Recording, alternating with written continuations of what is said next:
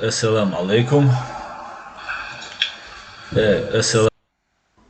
Доброй ночи. Приветствую всех. Сейчас доброй ночи. Приветствую. Все, эхо нет, все отлично. Так. Сегодня 21 августа 2020 года. С вами снова я, Аслан Арцуев, на канале Reality. Так, приветствие. Всех приветствую. Асламбек Тутаев, территория Март. И всех остальных приветствую. Чеченский след, Файтер Израиль. Всех приветствую. Звук, видео, 10. Отлично. Сегодня у нас тоже будет много интересных тем. Ну, по крайней мере, 2 или 3 темы у нас будут интересные. И обсудим, зададим вопросы, сами себе зададим вопросы. Я вам задам, вы мне зададите. Что же произошло с Навальным? Таким прекрасным человеком, таким толерантным, таким гуманным, добрым политиком России. Что с ним такое случилось? Вот интересно узнать нам.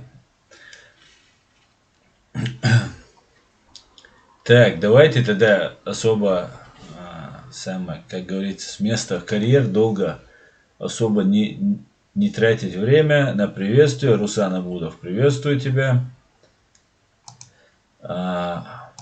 Перейдем сразу к Навальному. Так, смотрите, у меня что есть, какие вопросы у меня возникают. Первый вопрос по Навальному, который у меня возникает. Это вот эта фотография. Видите, он здесь сидит, пьет чай. Она сразу выложена. Ну, якобы он пьет именно вот в этот момент. Может такое совпадение быть, по идее, да? Может. Почему? Конечно, может. Навальный известный человек, за ним могли там папарацци следить и сфоткали его в этот момент. Но странно, что есть такое фото.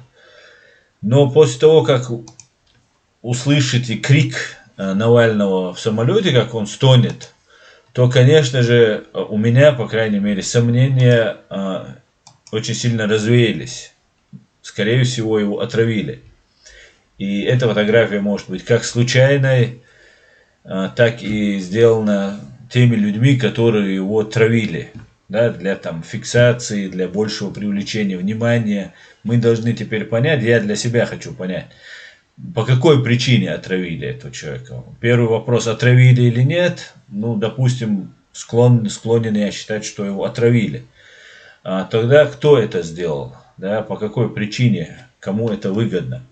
Давайте посмотрим сейчас это видео, где Навальный находится в самолете. Так, минутку внимания.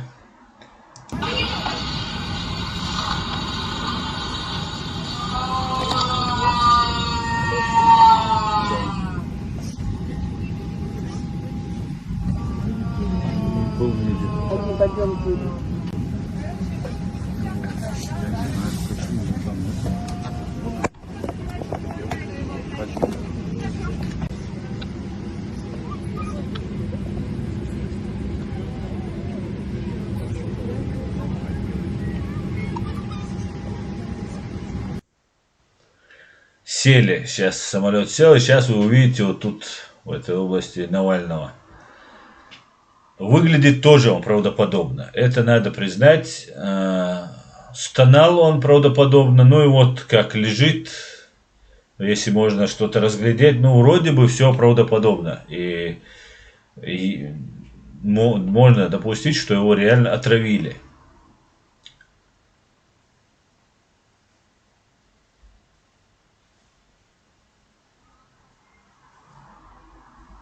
Так.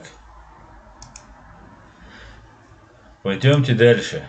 Смотрите, что дальше происходит. Так.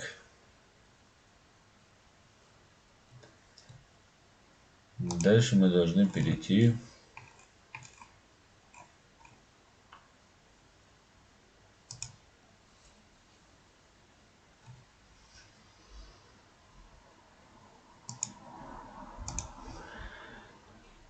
Дальше я вам хочу показать видео, где соратники Навального в больнице пытаются якобы, вот тут написано, какие-то гопники не пускают нас к немецким врачам, вывели их через запасной вход и увезли.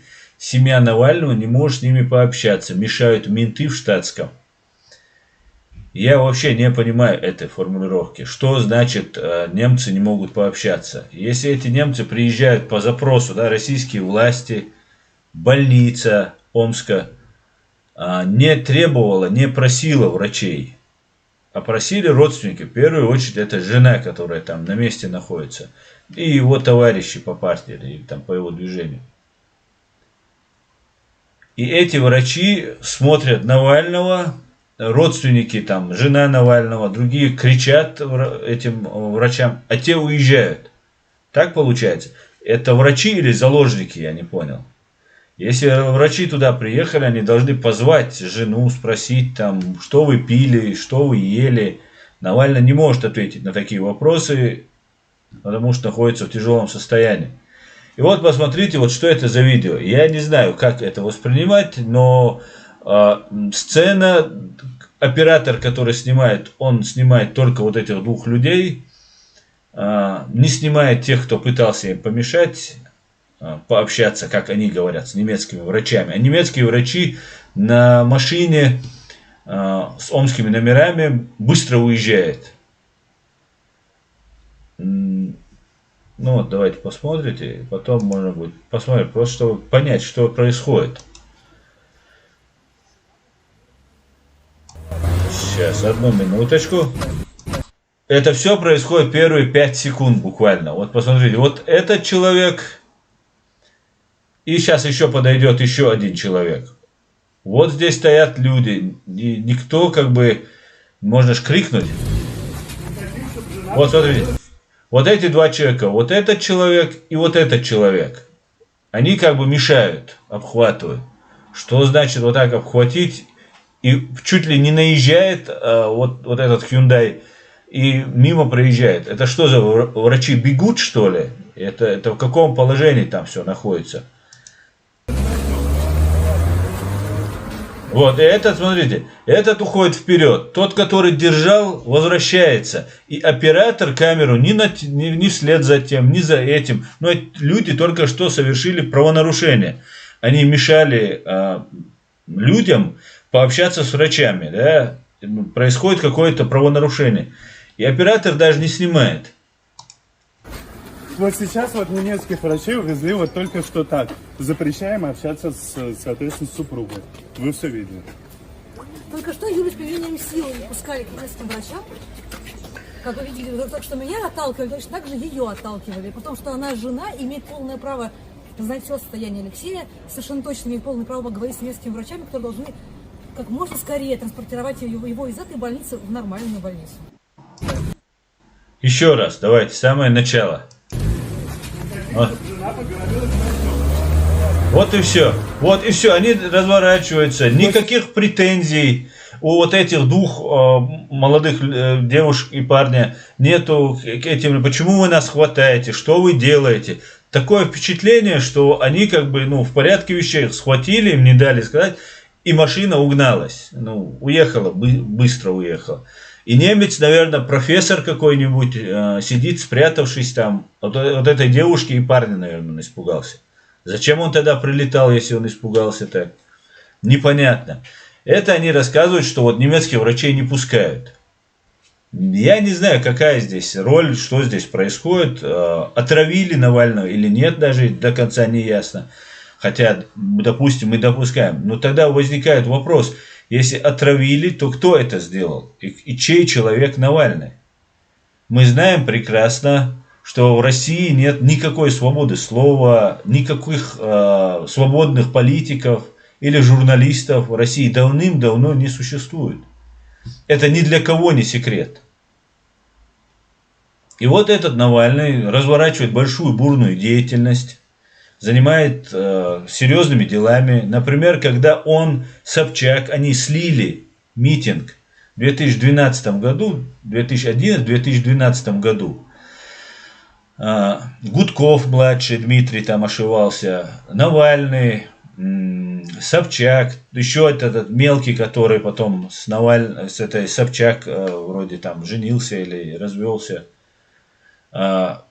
Эти люди по факту слили. И Навальный после этого получил от генерала КГБ Лебедева, олигарха, совладельца «Новой газеты», которую вместе с Горбачевым они являлись, по крайней мере, совладельцами, подарил Навальному акции Аэрофлота. Ну, тут непонятно, что это происходит. Генерал КГБ дарит акции Навальному. Что это за генерал? Горбачев вроде бы уважаемый человек на Западе. Там его считают там каким-то мостиком, каким-то реформатором. Лебедев, генерал КГБ, он остается генералом КГБ в любом случае, КГБшник. Навальный от него получает. Это все официально в прессе писалось. Это все есть, официально писалось, что вот и можно найти спокойно. И вот Навальный, например, существует, ведет свою такую активную деятельность, иногда ругает Путина, никогда не говорит про взрывы домов в 1999 году, не говорит про военные преступления в Чечении. Наоборот, он ярый националист, он кавказофоб, он ярый исламофоб, да, он это подчеркивает про свои вот эти взгляды. Хотя потом уже он начал менять свои взгляды и говорить, что вот только он ненавидит или там плохо отзывается о тех, кто не обо всех мусульманах, а только тех, кто вот так один палец вверх поднимает. Навальный говорит, что мечети не нужны закутываться в платки, да, что положено по исламу. Это считается такое средневековье, что родить 25, ну обычно быдлятина, самая настоящая быдлятина. Навальный, Алексей Навальный, никогда не работал адвокатом, да, ему задавали в самом начале его карьеры. Он никогда не участвовал в уголовных делах, ведь статус адвоката в первую очередь нужен для того, чтобы участвовать в уголовных делах. Для того, чтобы там заниматься какими-то финансовыми расследованиями, делать запросы в качестве юриста, для этого адвокатом быть не обязательно, в принципе. Ну, допустим, чей человек? На мой взгляд, Навальный является человеком Кремля. Ну, возникает еще один вопрос. Да, сегодня у нас день вопросов. Почему Запад так сильно на него реагирует? Почему убивают, например, Зелимхана Хангашвили, который имеет политическое убежище, который обвинялся в терроризме, в связях там с исламистским подпольем, потом эти обвинения были сняты с него, значит, была проведена отличная проверка. И были основания снять Зелимхана Хангашвили с этого незаконно, как обычно русские делают, незаконного подачи в розыск, там, в списке исламистов и так далее, как они это любят делать. Например, проживает человек в Вене, Мамихан Умаров, его тоже убивают. И не происходит таких скандалов, не происходит таких вот шумных заявлений. Сенат США, например, сенаторы США заявляют, вот Навальный там пострадал. Все американские средства массовой информации, немецкие, говорят о Навальном. Я не могу понять, он чей агент, он чья марионетка, Путина или же Запада. Хорошо, допустим, это марионетка Запада, которую Путин при удобном случае, и это логично, да, если Путин постарается убрать. Потому что Путин убирает всех, кто мало-мальски представляет ему угрозу.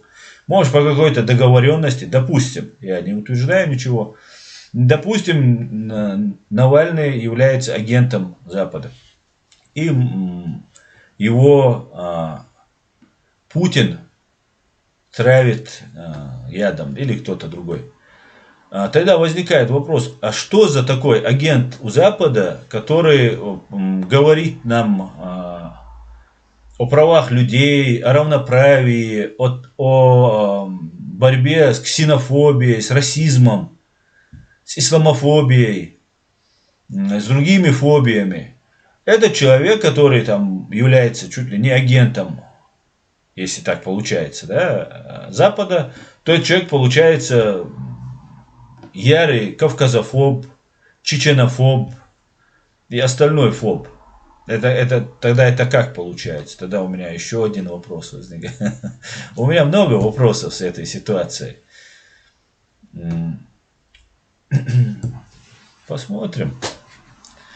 Так, давайте почитаю ваш комментарий, и может вы мне что-то посоветуете.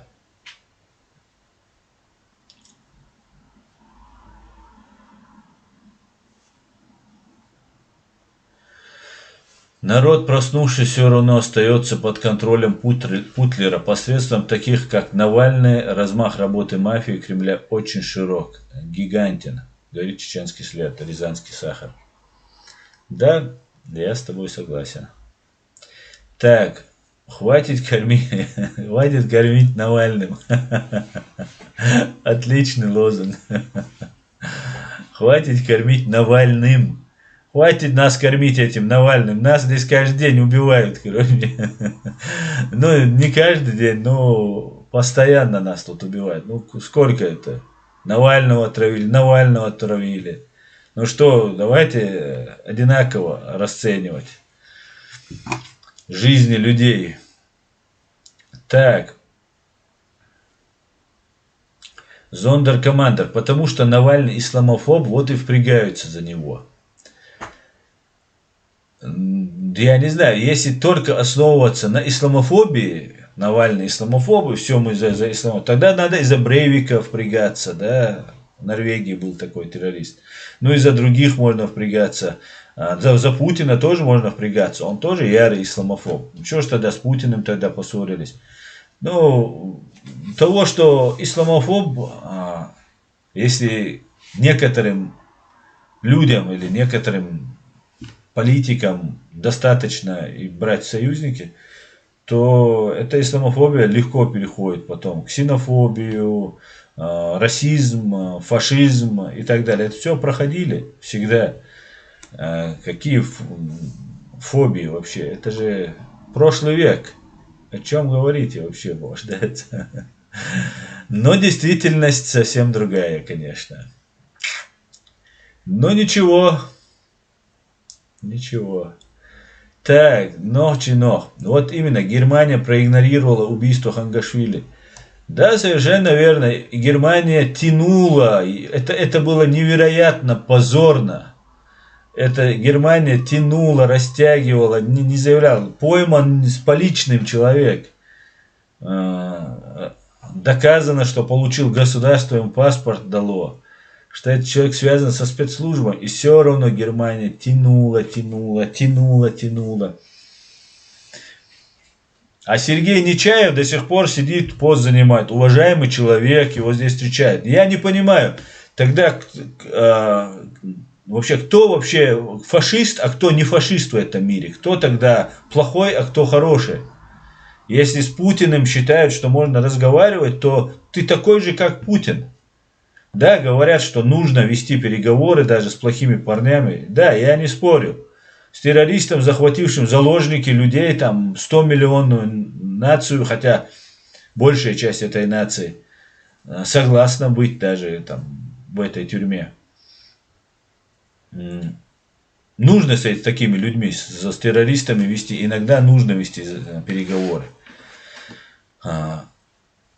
Но нет же смысла вести переговоры на высшем уровне с террористом, приглашать его в большие кабинеты, высокие кабинеты, там, почетно его встречать. Все, кто так встречает, Лаврова, Патрушева, кто там еще здесь, например, РЖД, железные дороги, хапал, ел, наел, вот такой себе Пузан. Приехал, Якунин здесь сейчас в Германии, привез свои миллиарды, которые нахапал. Живет, например, Кох, Альфред Кох, пособник, соучастник, подстрекатель геноцида чеченского народа. Обязательно, Кох, ты в историю войдешь это. Естержебские, недавно умер здесь фашист, самый настоящий мерзавец и преступник, бывший мэр Москвы Лужков. Ну как это так? Такая страна, демократия там и так далее. Ну, давайте не злоупотреблять там правами людей. Если у этих людей есть деньги, а у других их нет, да, если приезжают чеченцы, на них можно ставить эксперименты, их можно депортировать. А сколько олигархов Германия депортировала? Русских олигархов, КГБшников, других, третьих, которые участвовали в разных там нехороших делах. Скольких? Нет, они принимаемые люди. Герхард Шредер является в Газпроме большим начальником, другом Путина. Очень интересно, если Навальный является агентом Запада, об этом давно вот эти разные Федоровы, там разные вот эти преступники, просто палачи, которые и продолжали, и будут еще больше убивать. Вот эти Федоровы и другие люди. ГБшные, выкормыши.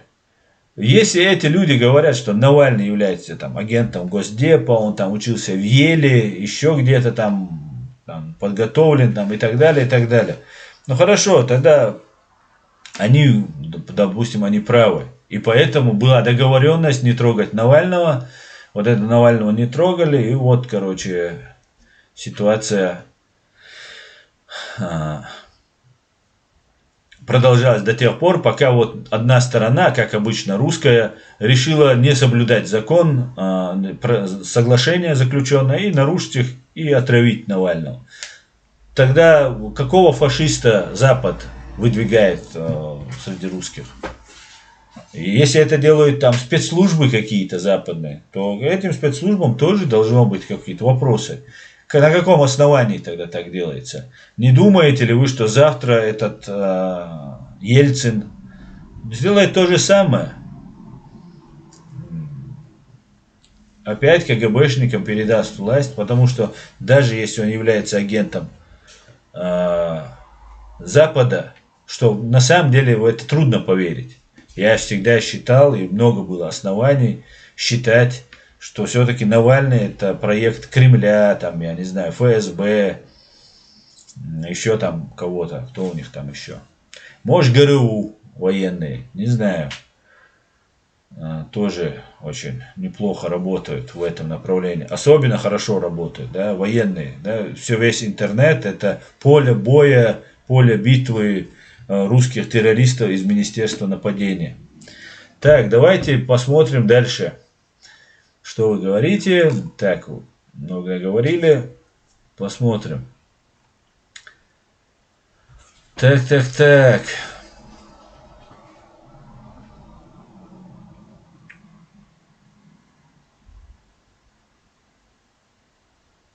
Так.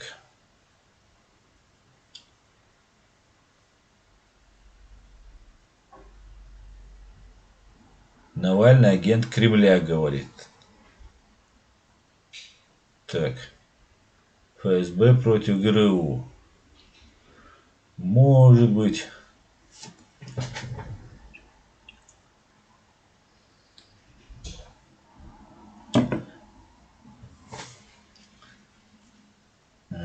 Зондеркомандер. Если человек назовется геем или откажется от веры и традиции в угоду западной цивилизации, ему сразу придут на помощь. Особенно Канада любит таким, поэтому есть разница между Лехой и Зелимханом. Но это не совсем корректно, конечно, то, что ты сейчас говоришь, потому что Алеша вроде бы по другому направлению. Но с другой стороны, то, что ты говоришь, это тоже правда.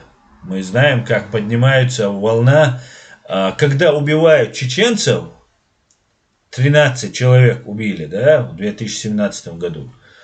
когда их убивают, такая волна не поднимается. Но стоит сказать, что там каких-то там ЛГБТ побили или еще что-то сделать. Вой на весь мир. Я стесняюсь спросить, тут определяется чем ценность человеческой жизни, определяете чем? Я не знаю, как это воспринимать. Если ты мусульманин, или если тебя убивает Путин, или если ты чеченец, то вообще жизнь ничего. И мы это знаем, конечно. Просто определение хотелось бы. По каким критериям определяют? Это правда, что ты говоришь. Это мы видим, это мы фиксируем, замечаем. И мы пока мы не станем сильными, пока мы каждый не будет свои права отстаивать.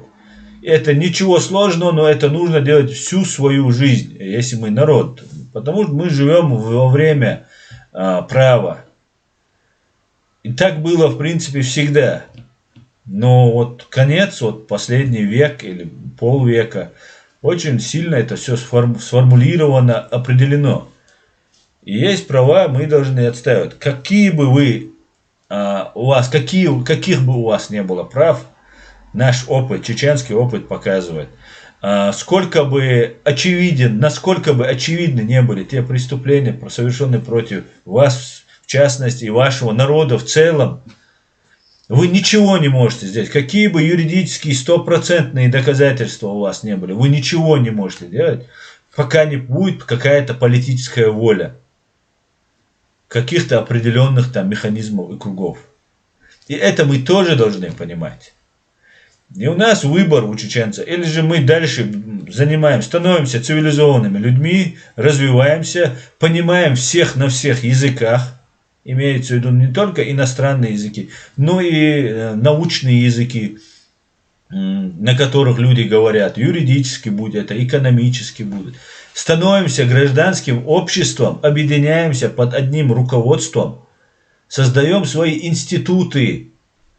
Институты по образованию, институты по защите прав, разные фонды, организации на одном низаме, на одном руководстве под флагом нашего государства. Вот тогда мы становимся автоматически государством. И мы сможем более эффективно доносить и заставлять выполнять. Да, некоторые вещи сейчас отмахиваются. Но проходят годы, и ситуация меняется. Вот как вы сейчас видите. Над нами творился страшнейший геноцид. И Путина встречали в овальном кабинете, Шаманова встречали в овальном кабинете. Есть фотка, если это не фейк. Как овальный Шаманов с Джорджем Бушем фоткаются. Военный преступник, у которого звезда героя на груди, обильно политая чеченской кровью, потому что других войн этот садист, генерал не видел. Это наше. Его принимает Америка. Об этом Пол Гоббл говорит. Пол Гоббл говорит, что Америка совершила ужасные ошибки. Ужасные. Это очень хорошо, что есть люди, которые понимают это. И мы должны способствовать тому, чтобы это понимание появилось у больших людей. Европейцев, немцев, американцев, французов. Всех. И каждого от нас это зависит. Что мы делаем вот на местах. Итак, если мы государство, если мы люди, имеющие свое государство, посмотрите ту же Германию, там, где вы живете в стране, должны быть институты государственные. Для этого эти люди должны признавать эти институты. Ведь что такое закон? Ведь что такое там договор? Это договор между людьми, группой лиц. Когда они соглашаются с тем написано, с этими рамками, и обязуются выполнять это. И вот тогда это становится законом. Также и мы, чеченцы, должны признать определенные рамки и не выходить за них. За это нас, может быть, даже никто не накажет. Да, в нашем положении мы не можем ни судить, ни привлекать к ответственности. Это еще больше на нас налагает обязательство соблюдать эти рамки нашего государства, нашего общества, гражданского, чеченского, ичкерийского общества, с целью вернуть наше государство оккупированное и наказать всех виновных, об этом нужно говорить всегда, все время, каждый раз, наказать всех виновных. Каждый чеченец должен стать правозащитником своего народа. Только так мы можем выкарабкаться из этой ситуации. Освободится территория, вернемся мы, и мы все равно должны это продолжать. Строить, сохранять, охранять свое государство. И важный гумадар, что важный гумадар, извините, я скажу это на чеченском языке. Что важный гумадар, халга саганти хойдан, и андара, что дезлош дарвай, что хинц и том балла от гаск бол, дел мосташ, вайти индеш, ойгас дахкан хум, что атуе роушен, ат роушен ти хойд, туга ту, гумелдега ол, и хума войнук это дахнизер. Это основа основ. За какие-то свои политические взгляды мы не должны убивать друг друга, бить друг друга, даже оскорблять друг друга. Тем более, как ценно слово у нас, да? Какое весомое значение мы придаем слову. Цундайла мы должны бы, вот этому научиться мы должны. Опять же мы не построим государство, нас будут стравливать. Как только мы начнем быть противниками, а противниками нас сделать легко, очень легко. Один одно рассказал, другое рассказал. Не разобрались, принял ту сторону и все. И вот в этот момент, если между этими двумя группами есть стопроцентное соглашение, которое они никогда не нарушат, что они не будут бить друг друга, убивать друг друга. И харам дардуй именно чох дазадин. Вот если вот к этому пришли бы, то другой разговор. Это очень важно. Очень важно. Речь, конечно же, не идет о предательстве, о измене, о переходе на... Эти люди заслуживают полного юридического преследования. Каждый человек, который перешел на сторону русских, какой бы он заслуженный не был в чеченском народе, да, какой бы он уважаемый не был в своих там кругах, этот человек должен понести наказание. Какой бы пост этот человек не занимал, этот человек должен понести наказание. И за это так только строится государство. Государство у нас есть, нам нужно просто соблюдать правила и рамки, которые нас делают. Я немножко углубился, конечно. Давайте перейдем к вашим вопросам.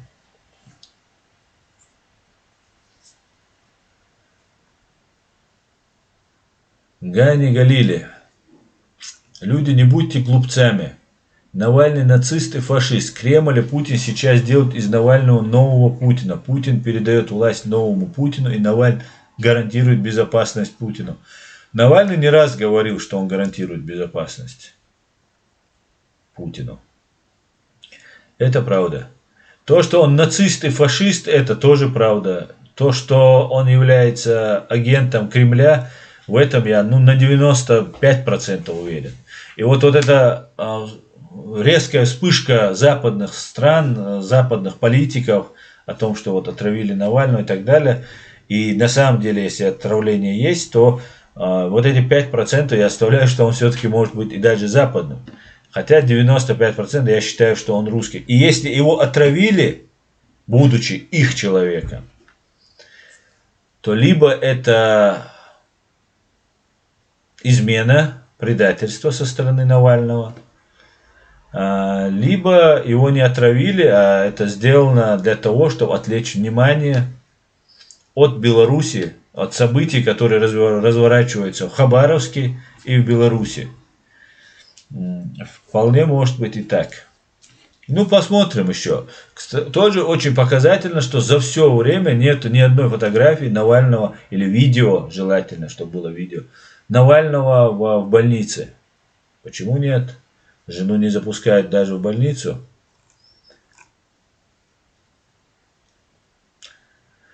Но, конечно же, это может быть и новичок, и Полоний, и все что угодно. Так.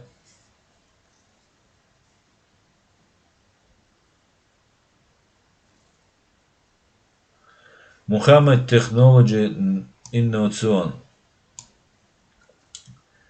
Есть возможность поднять флаг Ичкерии на площади, где подняты остальные флаги стран ООН. Стоит поднять этот флаг, или если это нелегально, то смысла в этом нет. Но смотрите, я, конечно, сейчас не могу никого призывать к нелегальным действиям, но есть молодежь у нас, которая, например, может хорошо рисовать. Есть граффити, да, которые рисуют на стенах, там, где разрешено. Да? Где не разрешено, нельзя. Вот. Где не разрешено, вы сами думаете. Вот, да? Где разрешено, допустим, да, вы рисуете там что-нибудь, какие-нибудь призывы, напоминать, что чеченский народ подвергнут геноциду. Это вот основная тема, которая должна быть. Например, то, что Путин террорист и ФСБ это террористическая организация. Это вот вторая тема. Это то, что они должны заслужить, получить. Да, все военные спецслужбы российские, ФСБ, ГРУ, все это террористы и преступники. И мы должны об этом открыто, четко заявлять. И также повесить флаг, например, где-то, наш ичкерийский флаг, или в этом месте. Да, возможно, вас арестуют, возможно, вас даже оштрафуют, но из этого даже можно сделать флешмоб или какую-нибудь акцию, которую можно будет снять, потом приходить в суд, снимать, если нельзя в суде, при выходе из суда, как происходит процесс, за что я вот флаг буду. И вот эти акции очень нам нужны. И эти акции должно быть точечно, везде очень много. У нас много молодежи. Молодежь могла бы сама вот проявлять инициативу и делать такие акции. Вывесить, есть какой-нибудь, например, автобан, на нем большой мост. На этом мосту вывесит какой-нибудь баннер, где написано там «Стоп! Геноцид чеченцев», или «Чеченцы не террористы», или «Путин террорист». Ну и так далее, и так далее. Много можно чего придумать по этому поводу. Ну, везде, где надо указывать, что это чеченская акция.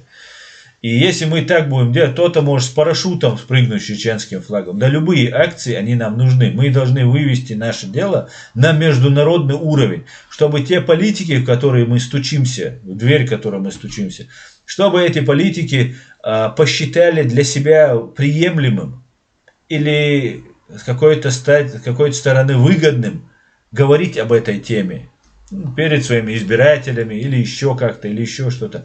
И мы так должны работать. Это большой объем работы, который один человек или группа может, конечно, выносить, но нужны все, чтобы это длилось не годы, а за год мы могли. При желании, если бы мы объединились бы, четко выполняя инструкции, мы могли бы много чего сделать в этом деле. Например, сейчас во Франции просто волна пошла вот этих нападений, да, стычек с чеченцами. Может, где-то кто-то замешан, может, кто-то не замешан. Но это очень показательно так, когда вот в Дижоне произошли события, очень вышли люди, и средства российской массовой информации, они просто так не работают. Они как в армии, у них как дали команду, они работают. Не дают команду, они не работают. В России так, со средствами массовой информации. И вот эти все пропагандисты, все вот эти мерзавцы начинают вылазить, и ты понимаешь, что идет спланированная какая-то их действие, акция какая-то идет с их стороны. И нам сказали, что уже все открыто, там уже мэр говорит, высказывает разные свои там нацистские высказывания. Ну и сейчас начали говорить, случаи с чеченцами, то мы их будем депортировать. Все, это первая ласточка. Во Франции огромное количество чеченцев, но там огромное количество агентуры. И нет людей, которые работают во благо чеченцев, которые живут во Франции, чтобы бороться с этой заразой. И ее надо предвидеть, ее надо как-то пытаться предугадать, как-то ей помешать. Но работа практически не ведется. Да, в целом Саид Амин Ибрагимов ведет работу по правам нарушенным наше, и там отдельно ему кто-то пишет, и он решает эти вопросы. А так работы практически нет никакой. И вот это первая ласточка. Завтра то же самое произойдет в Германии. Потом произойдет еще где-нибудь. Если мы не будем ничего делать. Но мы должны в этом плане как-то сформироваться. Нас хотят задавить, чтобы мы не стали сильнее. Потому что у нас огромный потенциал. И ситуация меняется, и она изменится. Нету вообще никаких шансов этой ситуации не измениться. Нету шансов у этой фашистской России сохраниться в таком виде, в котором она есть. Некоторые говорят, там, это утопия, Россия не развалится, там, и так далее. Да, возможно, она не развалится. Но также говорили и про Советский Союз, что он не развалится. Но он же развалился. Значит, было выгодно его развалить многим силам. В том числе и самим КГБшникам было выгодно развалить Советский Союз и переформатировать его, точнее. Как обанкротившуюся фирму, как часто они это делают. С вывесками своих КГБ, вывесками КГБ, ФСК, ФСБ, НКВД, кто они там еще. Так что в этом плане мы должны все принимать какую-то акцию. Что-нибудь креативное, что-нибудь такое интересное, мощное. Да, очень хорошо бывает, когда выступают там спортсмены, поднимают флаги. Да, это очень хорошо. Ну, сейчас очень успешные спортсмены, по идее, их, наверное, переубеждают не лезть в политику, это тебе не принесет денег там, и так далее. Заработаешь денег, а потом поможешь своему народу там, и так далее, и так далее. Ну, народ, пока эти гладиаторы, которые там на Кадырова за русских выступают, вот я вам всем обращаюсь, к чеченским гладиаторам, которые сражаются под русским флагом, завоевывают там медали, очки. Вы просто забиваете гвоздь в гроб своего народа. Вот добиваете. Да, вы зарабатываете, вы молодцы. У вас будут деньги, машины, там, квартира. Но вместо того, чтобы вот эти свои способности использовать, нет, это не принесет денег.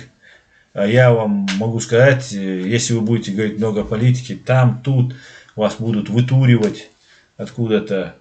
Но хотя бы вреда не нанесете, не забьете, не будете за этими соучастниками, забивающими гвоздь в крышку гроба своего народа. Николай Жулин, начните, пожалуйста, со своих виновных. До наших виновных вы едва доберетесь, как Тимур Муцарапил. Если грехи сосчитать ты берешь, то совесть ты начни, до чужих едва доберешься. Так, дух свободы. Если бы все чеченцы осознавали бы, что ты говоришь, то мы бы опозорили Российскую империю на весь мир уже второй раз. Вы позорите дух свободы. Это говорит дух свободы. Мне позорить нам у нас задачи нет, но освободиться и помочь освободиться всем, кто желает этого в России, у нас такая задача есть, и мы, дай Аллах, к этому придем. Так. Поток времени. Аслан, как вы думаете, замешан ли Польша в бунте Беларуси? Протестанты носят польский флаг. Это по-любому проплаченная революция третьими странами. Я не знаю, замешана Польша или нет. Я думаю, Россия там точно замешана.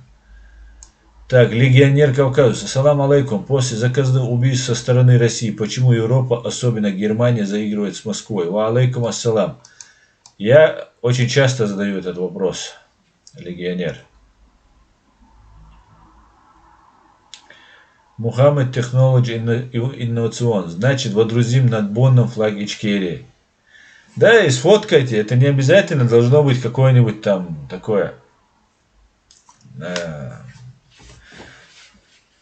криминальное или там нарушением какое-то. Да, это можно с парашютом спрыгнуть, да, и флаг поднять. Это можно несколько, по 10 секунд, по 5, по 10 секунд делать с разных ракурсов. Вывесили там в Бонне, в Берлине, еще где-то на каком-нибудь там кране подъемном, да, попросил этого крановщика, подними флаг, прикрепи его куда-нибудь наверху. Снял. И вот сделать ролик из этого. И вот так мы должны постоянно об этом говорить. Постоянно доносить.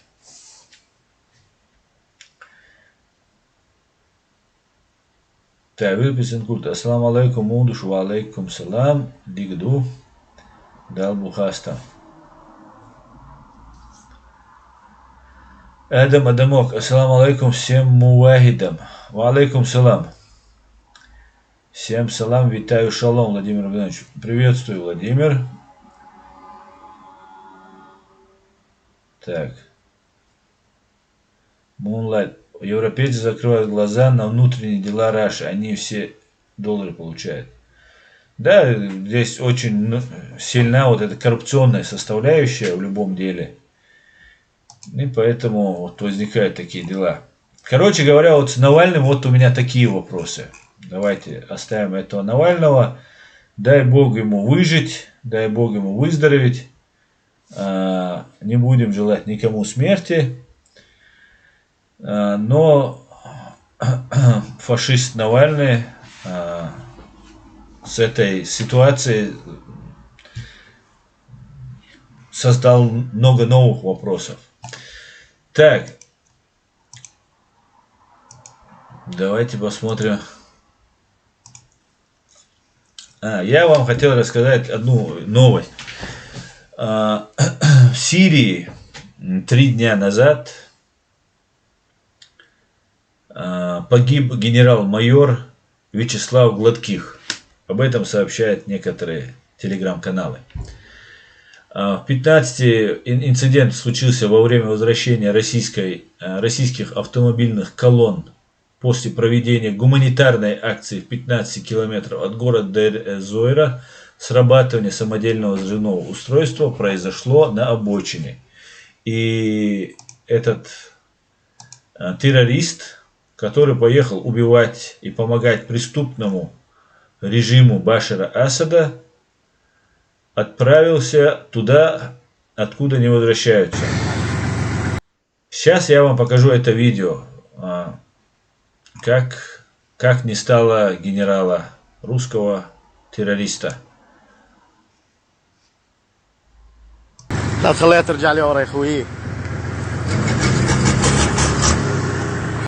Вот они идут, вот эти русские генералы, вот они идут. Вот этот идет с ним не русский, вот он русский. Сзади идут переводчики, которые переводят, что это генерал.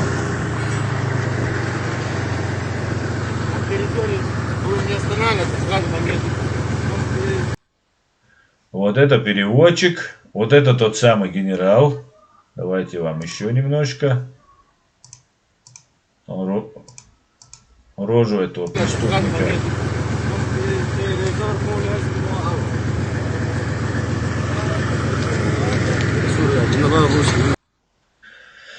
И вот здесь заложена смерть Кощеева.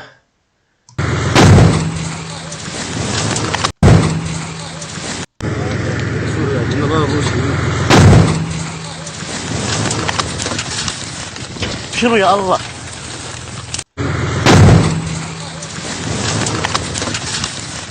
شنو يا الله محمد التيسير. Короче говоря, не стало генерала.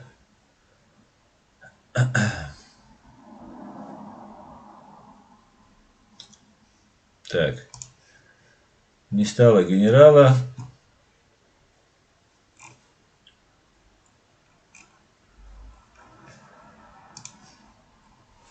Так.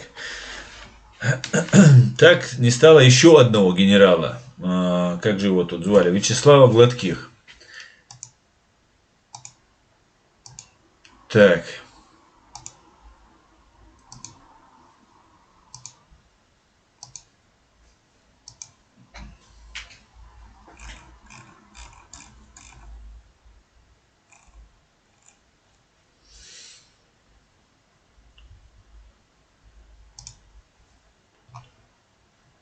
Так, давайте сейчас я перейду к вашим вопросам и хочу вам показать нашу постоянную рубрику «Взрывы домов в 99 году». Это тоже очень интересно, освежить память. И там очень интересный момент. Я вам расскажу, как Астахов, адвокат Астахов, забирает заявление и становится адвокатом от этих потерпевших. ФСБшный адвокат предлагает свои услуги и становится адвокатом вот этих людей. Потом нам сообщают, что дело засекречено на 75 лет. Так. Давайте посмотрим ваши вопросы. Так, ассаламу алейкум. Асан, западные и европолитики трусы, ООН трусы, и Совет Европы трусы. Сти бёрша зачду. Ва алейкум ассалам, Шарниазиев. Да, трусы. Совершенно верно. И вот более-менее Америка начинает сейчас эту ситуацию раскачивать, понимая, к чему идет, понимая, что ответственность потом будет на американцах, все бремя ответственности, вся тяжесть ляжет на плечи американцев, хотя гибнуть, скорее всего, будут европейцы, по большей части, начали чуть-чуть шевелиться, и все. И на этом как бы все пытаются урвать свою выгоду. Трусы и алчные трусы, я бы добавил. Так, Чинго, с парашютом спрыгнуть с флагом я могу. Дозалду. Да, вот, давай на следующей неделе поедем, спрыгнем с тобой. Территория Март. То видео, которое ты скинул, если разобрать по секунду, легко доказать, что это монтаж. И смысл привнесен не так, любой военный человек это поймет. Баркал за инфо. А, это не мне, территория Март. А то я думал, это то видео, которое я показал. Так, Адам Грузинский. Не погиб, а был уничтожен спецназом Анкары. Ага, значит, Турция, ты считаешь, его уничтожила?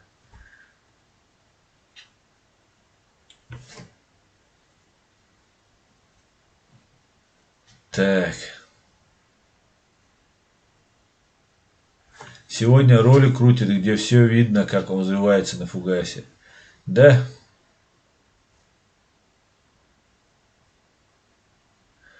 Магомед Алмаз, Аллаху баут йоқ қейл сабусал баш, Аллаху биқам бойл харцу лилаш болчан, маш айшу салам машал дурей. Дели салам машал, воль амин я Аллах, амил эльчу Мухаммад. Амин. Так, поток времени. Игорь Кирилюк, но он же вроде зелено-красный всегда был. Так, вы уже не об этом. Так, Маждада, хороший был полет, говорит, Илон Маск отдыхает. Не, Илон Маск лучше умеет запускать. Повыше. Это так, не очень. Это самодельное что-то было. Так. Сэм Секинг. Алеша 100% кремлевский. И Запад знает об этом. И это было не отравление, а учение. И это был не яд, а сахар. Отлично просто. Отлично. Да. И Крым не бутерброд, и там и так далее. Хватит кормить Навальным. Да. Извините, конечно, я не злорадствую то, что если реально он пострадал, а яд оказался не ядом, а сахаром и так далее, не злорадствую, конечно, Навальному я не испытываю никаких добрых. Я знаю людей, которые, кстати, должны сейчас срочно его навестить в больнице. Коллегу своего по цеху. Так. Легионер Кавказа. Россия, когда начинает проигрывать войну, она посылает спецслужбы искать того, кого можно подкупить. Пример: Афганистан, Чечня, Украина. Ну, это обычная тактика, да, это так.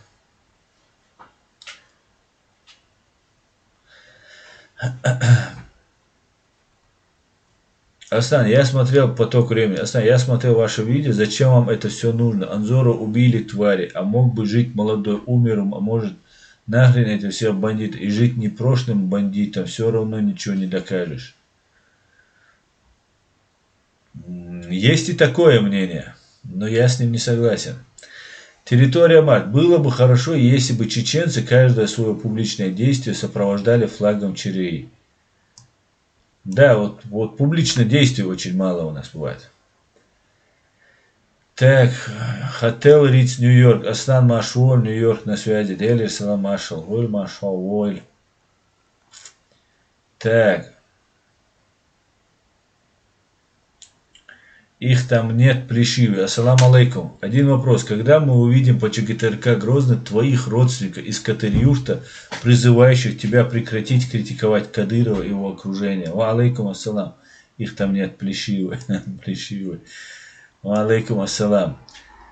Я не знаю, ты хочешь увидеть моих родственников, которые будут, что они будут прекратить, призывающие меня прекратить Кадырова и его окружение, прекратить критиковать Кадырова и его окружение. Ну, давай начнем с того, что я бы не хотел никого видеть. Но ты, видимо, мечтаешь об этом. Хорошо. Во-вторых, я всегда избегаю, и из-за этого много под критику попадаю от недоброжелателей. Когда я говорю, что Кадыров, я критикую Кадырова и его окружение. Я критикую Кадырова как клопов с русского ватника. Я критикую русских ватников в первую очередь.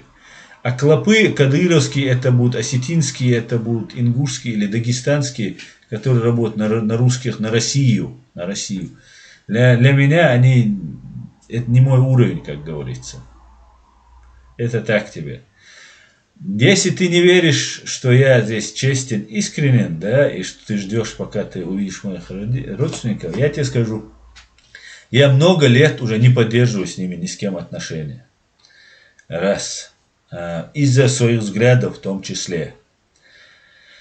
Я жил последние годы в Москве, допустим, да, и я был там прописан. А действие обычно вот этих мерзавцев происходит обычно вот по месту прописки, я как обратил внимание. Сразу приходит участковый, сразу приходит там другой, третий, и поэтапно, чем дальше, тем больше.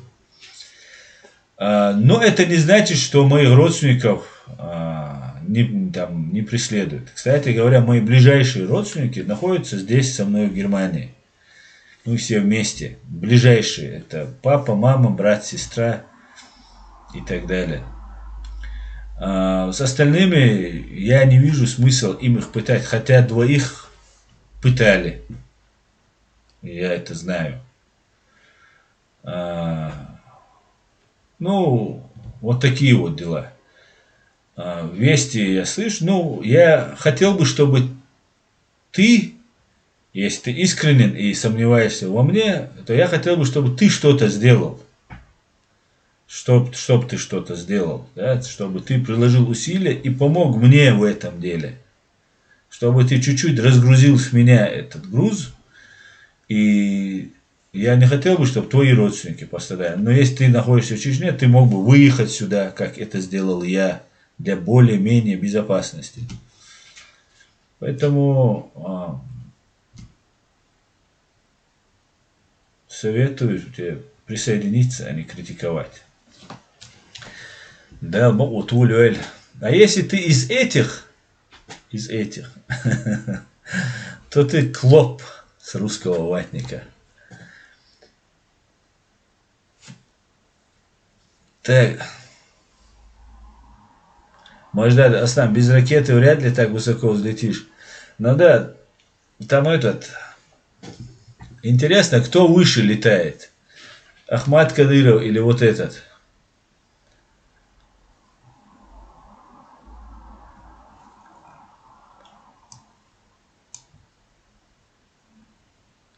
Так.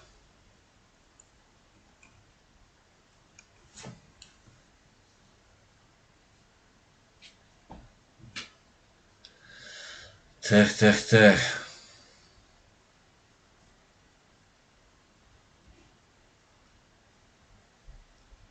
Адам Грузинский. Это не я так считаю. Анкара дала понять, что это ответ на нападение на патруль. Об этом уже заявляют официально. Но и неофициально, как в РФ привыкли применять термин добровольно-принудительно. Очень интересно. Значит, уже Турция закладывает фугасы, ведет нормально. А по-другому не будет. Пока русские оттуда не уберутся, будут долбить. Американцы так задолбили, что просто замолчали. Потом раз чуть-чуть оклемались. Трамп встретился в Финляндии, если вы помните, в Хельсинки, по-моему. Встретился с Путиным. обвинил свои спецслужбы, что он им не верит, а верит Путину, патологическому лжецу. Потом опять крылья распустили, опять прилетели турки на дронах, быстренько успокоили этих мерзавцев, но нет, опять лезут. Потом то же самое в Ливии произошло. Ну, посмотрим. Пока не уберутся, будут долбить. И так и должно быть. Россия должна быть уничтожена. Россия должна быть распущена, как фашистская преступная организация. Образование. Мансур Абрек. Генерал не погиб, он сдох. Так. Чеченский сад, Рязанский сахар. Так, это не мне. Николай Жулин. Там вообще-то человек погиб, и не один, а вы глумитесь над этим. А может, этот генерал преступный приказ отказался выполнять и стал штабу неугодным. Глумитесь дальше, глупые люди. Да. А еще знаешь, что может быть?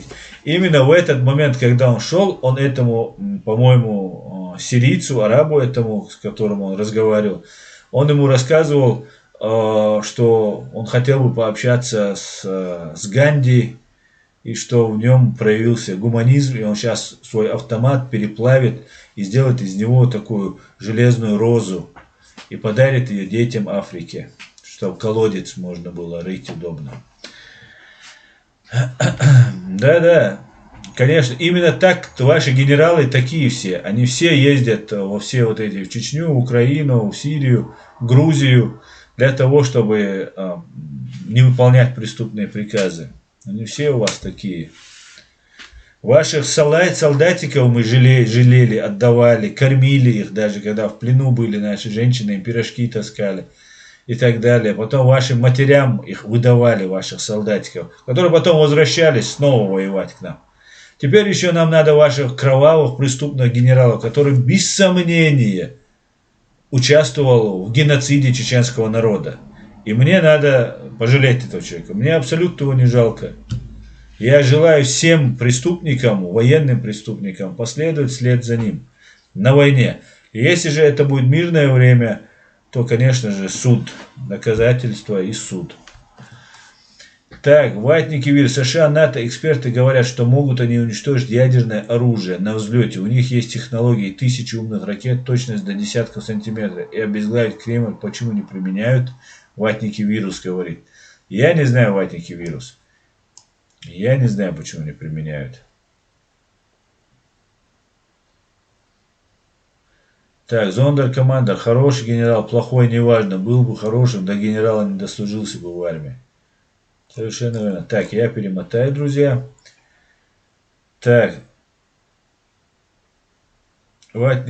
Ватники вирус. Аслан, дайте интервью Ермек Наримбай. Он из Казахстана. Сегодня в Украине он поднимает вопросы коренных народов. Сибирь, Кавказ, Поволжье, Урал, Крым и так далее. Я всегда открыт. Не всегда получается, но всегда открыт. Договориться по времени. Я готов к общению. Главное, чтобы человек был на наших взглядах, позициях. Хотя я готов дискутировать и с ватниками, и с другими людьми. Я открыт для диалога со всеми, если есть желание. Просто некоторые боятся правды. Очень сильно боятся правды. Ну, конечно же, не все. Слава Богу, нам дает интернет возможность выявлять людей, которые смело говорят, и объединяться с такими людьми из общей массы, которые, ну, на самом деле многие сочувствуют, но почему-то не принимают участие в этой информационной борьбе. Так, Тор видел обращение к Кадырову, где он признается, что народ его не поддерживает, мол, вы все получили блага от этого режима, не поддержите нас завтра, и у вас будут спрашивать и выгонять. Да, Тор, это так он говорит, ну, по-моему, не совсем точная у тебя информация. Он говорит, что не реагирует в интернете, когда пишут про кого-то, вы должны все реагировать, да, простой мент должен. А простой мент, он знает, что он совершает преступление, что он против своего народа. Потому что этот режим, российский оккупационный режим Чеченской Республики, он против народа. И только полный человек, отсутствующий мышлением, может не понять, что он творит в этой ситуации. Слава Богу, есть интернет, информация есть.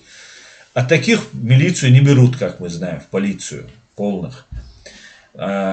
И люди многие понимают, и когда что-то про них плохо пишут, говорят про ментов, про этот режим, люди не хотят стать острием. Он получает острием в этой битве, потому что он из него сделает крайнего. Он мент, он сейчас выступит, скажет, я за этот режим там, и так далее, вы оскорбляете мента. Все, Кадыровым он очень удобен, его можно будет в пасть закинуть этому народу, когда завтра появятся очень сильно злые люди, они этого мента возьмут и ему по башке настучат. И Кадыровым такие люди нужны. И Кадыров постоянно наталкивает людей. Давайте, пишите комментарии. Недостаточно вот этих троллей, потому что интернет огромен. Не справляются тролли. Или слишком большие деньги для этого требуются. Утечка информации. Постоянно вести эту работу. Это же надо этим заниматься. И он призывает всех, кому платят зарплату, у всех есть смартфоны, пишите комментарии. И говорит, если вы этого не сделаете, они отберут все, что у вас есть, ваши дома и ваших жен, он добавляет. Я не знаю, почему он про жен добавляет. Это вообще, наверное, для пущей убедительности. Боритесь за жен и так далее. Никто, конечно же, их жен никто трогать не будет. Дал-мулла. Никто не будет. Но им-то придется ответить, конечно же. Вот он об этом и говорил. Вот так я понял. Может, это мы говорим о разных видео. Но речь, по-моему, идет об этом.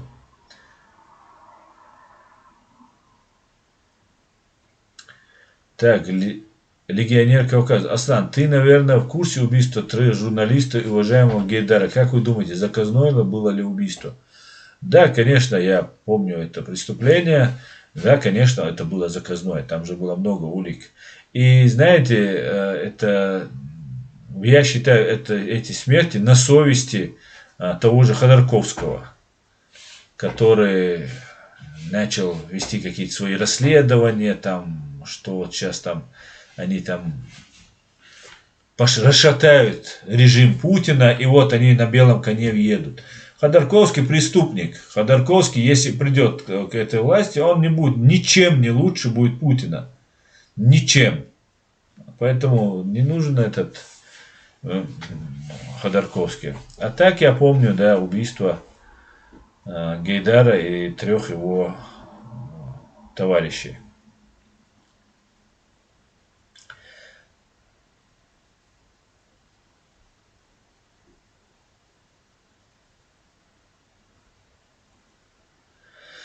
Так, Хотел Риц, Нью-Йорк. Аслан, ох ты, у нас время, нам нужно будет сейчас про нашу постоянную рубрику. Чтобы не дремали у нас в Кремле товарищи, Патрушев и Путин с остальными, мы им должны напоминать про взрывы домов в 99-м. Если русские этого не делают массово, то будем делать это мы. Хотел Риц, Нью-Йорк. Асан, объездив полмира, я понял, что русский Иван остается верен своим холопским нравам, верит неистово Путина, но не хочет при этом жить в России. В этом есть холоп. Да. Осман Абу Мухаммад. Ассаламу алейкум, Асам. Ассаламу алейкум, братья. Ва алейкум ассалам, Осман. Ашуоль. Так, ватники вируса, я передам ему. Так. Адам Грузинский. Аслан, видел колонну военных, едущих границей Беларуси? Дай свою прагматическую оценку. Я видел, но это не такая большая колонна была, там 20-30 грузовиков. И передвижение, я не знаю, как на это реагировать. Я не знаю. Так. Чеченский след Рязанский сахар. Рассекретить Рязанский сахар, вам говорит. Срочно. Обязательно. Дима Биман. Аслан, мое почтение из Канады. Ты, как всегда, прав. Взаимно. Приветствую тебя, Дима. Приветствую. Так. эти Шульдамаг, эти гуманные генералы убили 40 тысяч наших детей. Иван Иванов, Аслан, привет вам из Донецкой области. Приветствую, Иван Иванов. Так, Айдер Керемлы, братья, салам алейкум с Крымом. Ва алейкум салам, Айдер. Маш Вовель, Айдер. Приходи свободным, значит, по-чеченски.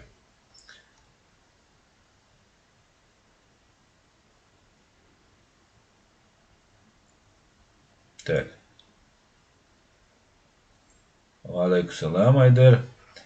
Так, Хамзат Астахов. Так.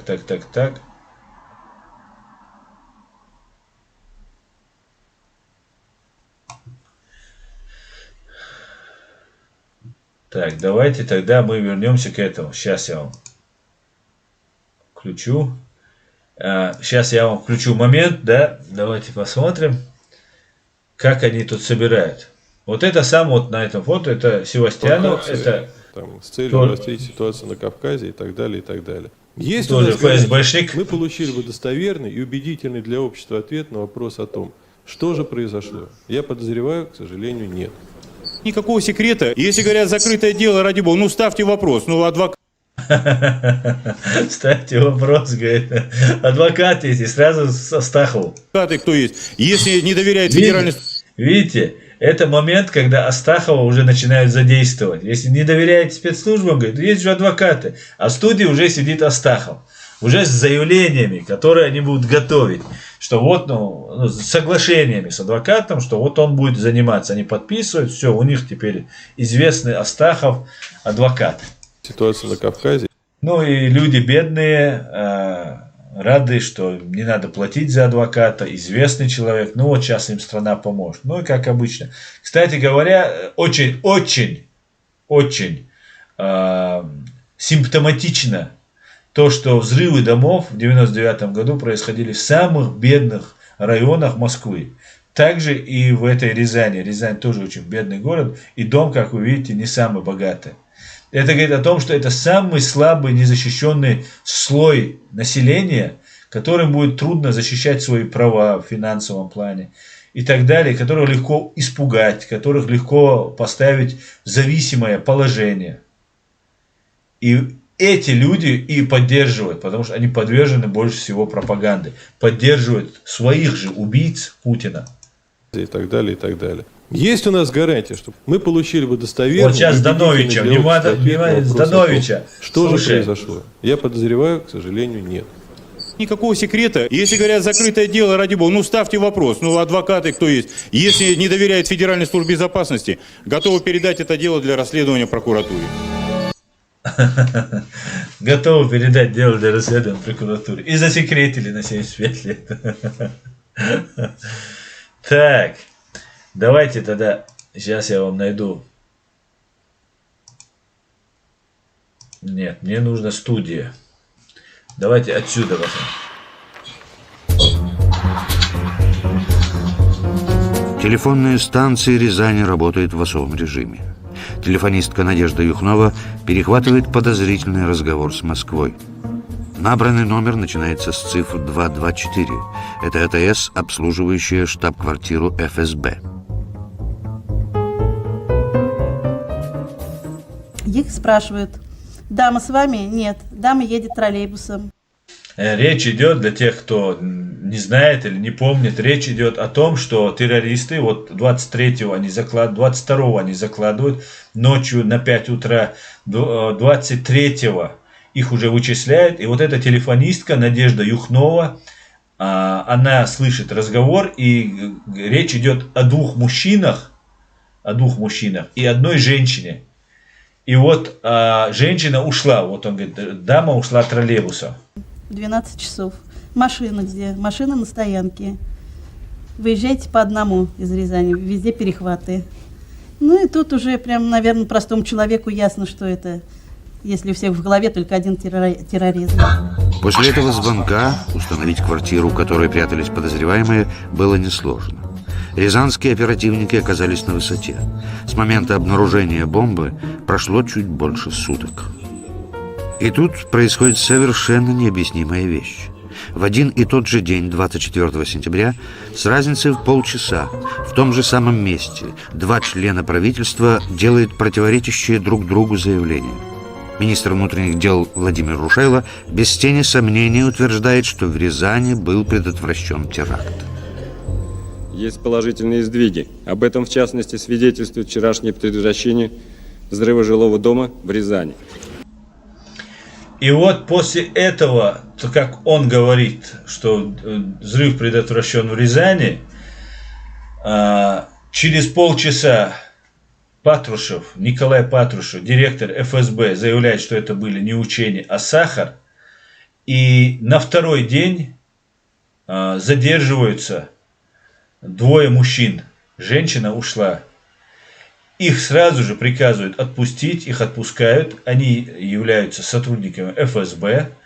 И на второй день, то есть уже 24-го, на второй день после того, как отпустили этих, вы установили, задержали и отпустили этих ФСБшников. Кстати, вначале была версия, что их задержали, а когда задерживаются, обязательно должен быть протокол задержания. Но потом сказали, что их не задержали, что их нашли квартиру и потом отпустили. Ну, сказали отставить, не задерживать. И получается, что протокола нет. Значит, если первоначальная версия о задержании террористов, ФСБшников верна, то протокол задержания был уничтожен. И поэтому сказали, что их не задерживали. Все. Хотя изначально говорили, что задерживали. И вот на второй день после этого самого задержания начинается массированная бомбардировка окрестностей и города Джохара. Начинается уже бомбардировка просто открытая. Для того, чтобы сместить вектор внимания со взрывов домов на войну против чеченского народа. Как сейчас очень показательно, с какой целью, кто это сделал, мы пока еще не знаем, но вот это отравление Навального. Либо это на самом деле отравление своего агента, который вышел из-под контроля, принося его как сакральную жертву, либо это инсценировка, что тоже, конечно, вполне может быть. Давайте послушаем самого главного военного преступника, который сразу же взял ответственность на себя, засветив свою рожу, назвав это рязанскими учениями и сахаром вместо гексогена. Но тут же руководитель ФСБ Николай Патрушев опровергает своего коллегу. Это не был взрыв, во-первых. Во-вторых, не предотвращен, и думаю, что не совсем четко сработали. Это было учение, там был сахар. Взрывчатого вещества не было. И думаю, что не совсем четко сработали.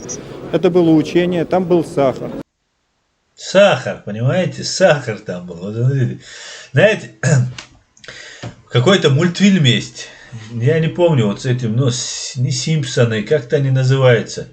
Вот на этого мультяшного этого похоже он, да? Вот такая вот каша с сахаром. Взрывчатого вещества не было. То, что министр внутренних дел Рушайло не был информирован о проведении учений, однозначно подтверждает, что в Рязани действительно был предотвращен теракт.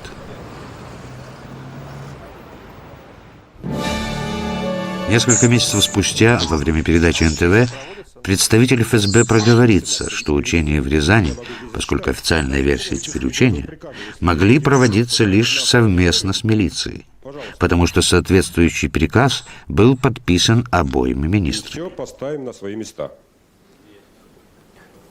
Планировалось провести на территории всех субъектов Российской Федерации силами милиции, Федеральной службы безопасности крупномасштабную операцию под условным названием «Вихрь антитеррор». Подписали Патрушев и Рушайло. Официальную версию было трудно. Вот, только что слышали. Рушайло подписывает договор вместе с Патрушевым, потому что МВД, ФСБ вместе проводят эту операцию. Это через несколько месяцев уже в этой программе узнается. Война идет, в Чечне убиваются тысячами люди, ежедневно гибнут огромное количество людей, женщин, детей, стариков. Просто идет уничтожение чеченского государства и его народа. И тут проходит вот эта передача. И на этой передаче заявляют, что Патрушев и Рушайло вместе подписали этот договор, соглашение, вместе подписали план по учениям, да, проводить учения. Но только что мы видели, что Рушайло выступал и говорит, нами предотвращен теракт. Значит, те учения, которые проводятся за подписью Рушайло, эти учения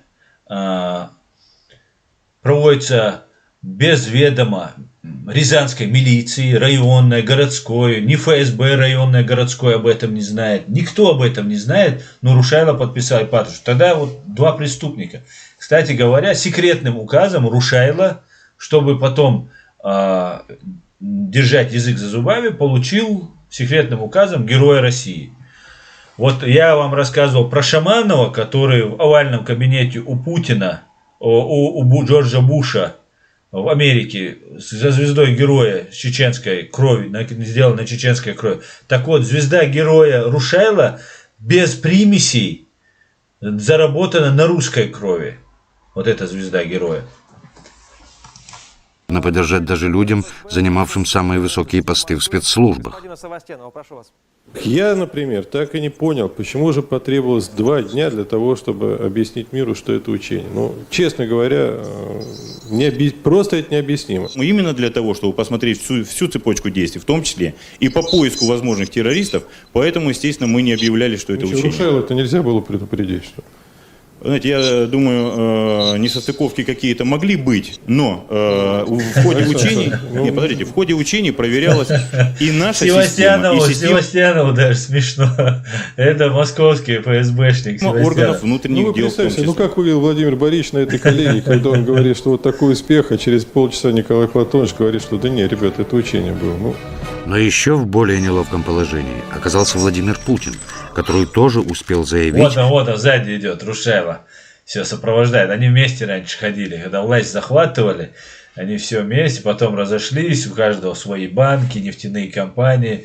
У Путина Роснефть появилась, у Патрушева Россельхозбанк появился. Ну, с Росом, с Россией название у них связано. Любят они Россию. О народе пекутся, понимаете? Они думают, они не спят. Путин как раб на галерах пашет, о народе думает. Он вот в эту галеру складывает все вот эти свои несметные сокровища и отвозит куда-нибудь в подземный бункер и там прячет их. Вот такие русские богатыри в России. О предотвращенном взрыве. Знал ли о рязанских учениях премьер-министр? Предположение, что до заявления Патрушева 24 сентября премьер-министр Путин не знал о проводимых в стране учениях, невероятно. Если так, Путин обязан был уволить Патрушева со своего поста в тот момент, когда он узнал, что в Рязани проводятся учения. И Патрушев вводил в заблуждение не только всю страну, но и его, Путина. Но Патрушев остался на своем посту. Получается, что Путин знал о том, что Патрушев проводит в Рязани операцию по подрыву жилого дома.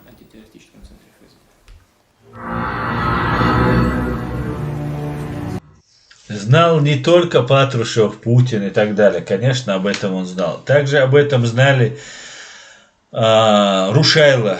Да, Рушайло за полгода до этих событий, до сентября 1999 года, весной был назначен министром внутренних дел. До этого он какое-то время был исполняющим или замом министра внутренних дел.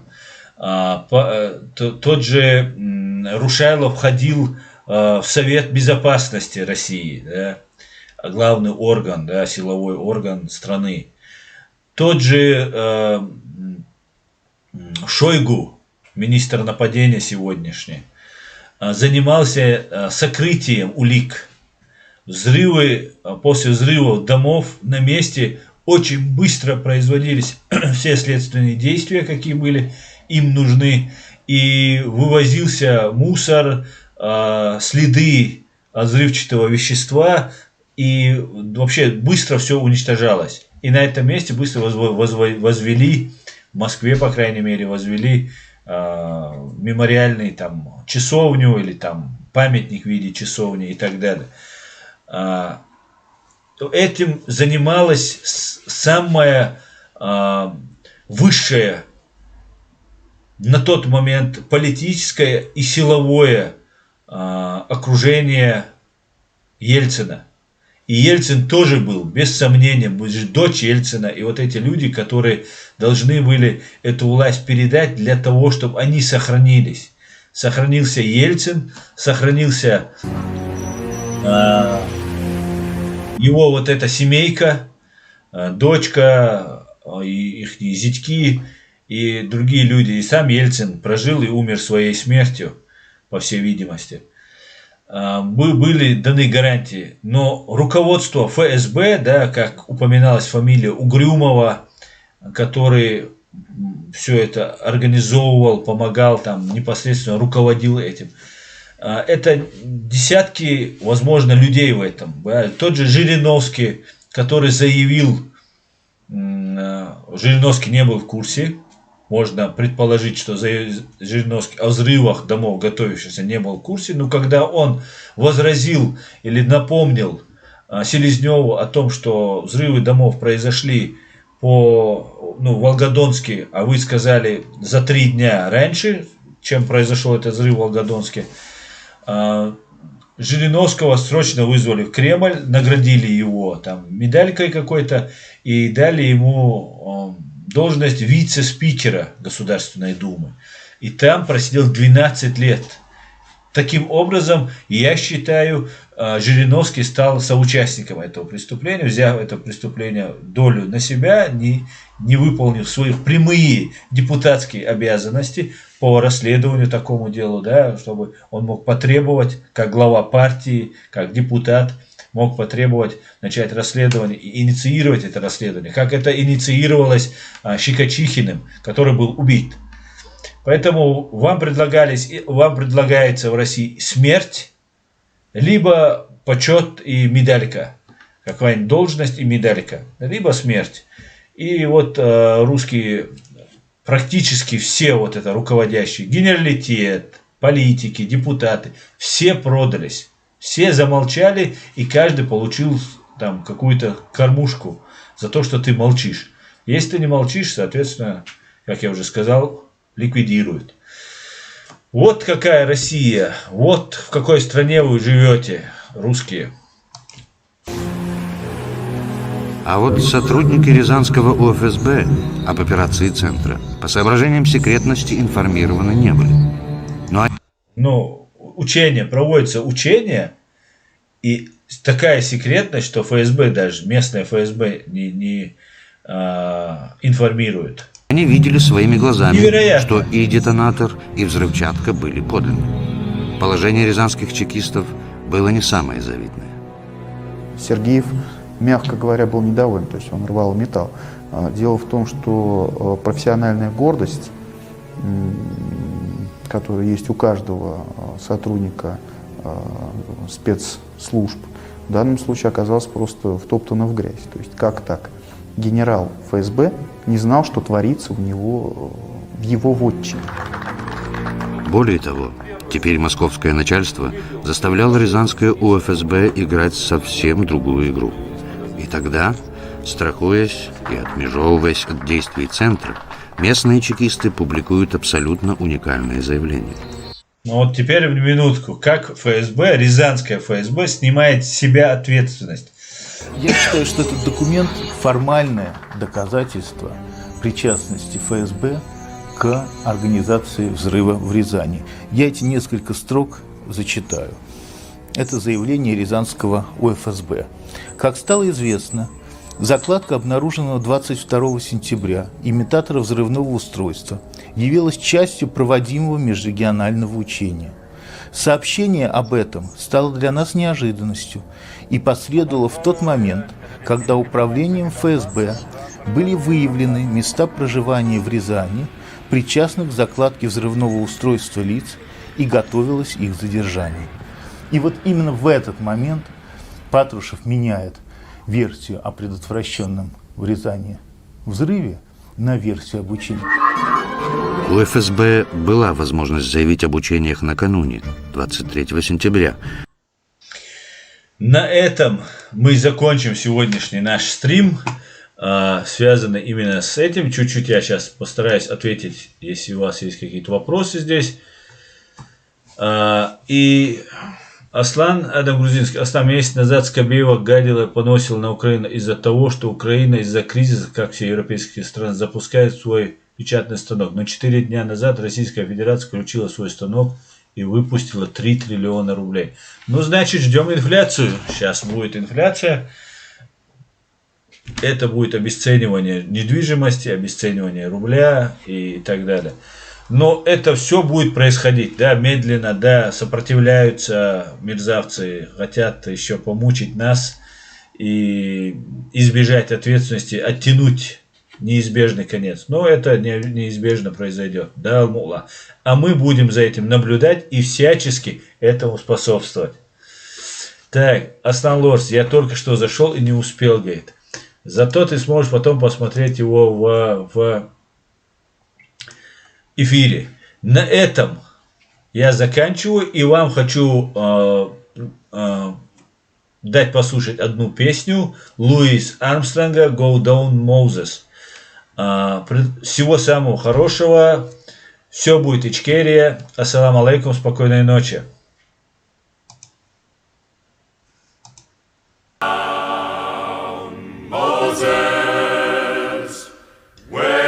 До среды или пятницы. Приятного просмотра.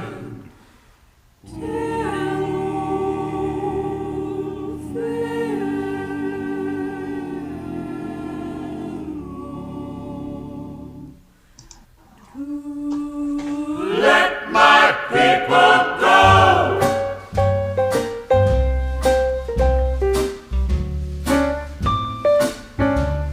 Now when Israel was in Egypt land, let my people go. Oppressed so hard they could not stand, let my people go. So the Lord said, go down, Moses, way down in Egypt land. Tell old Pharaohs to let my people go. Let my people go.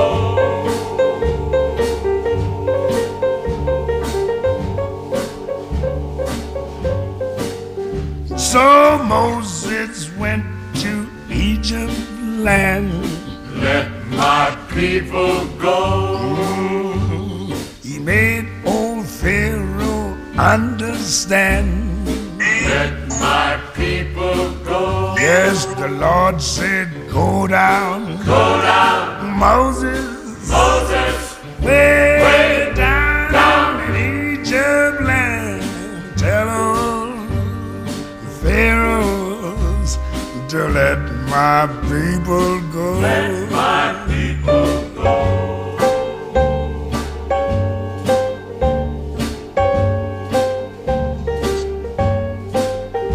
Thus spoke the Lord, bold Moses said, let my people go. If not, I'll smite your firstborn dead. Let my people go. 'Cause the Lord said, go down, Moses,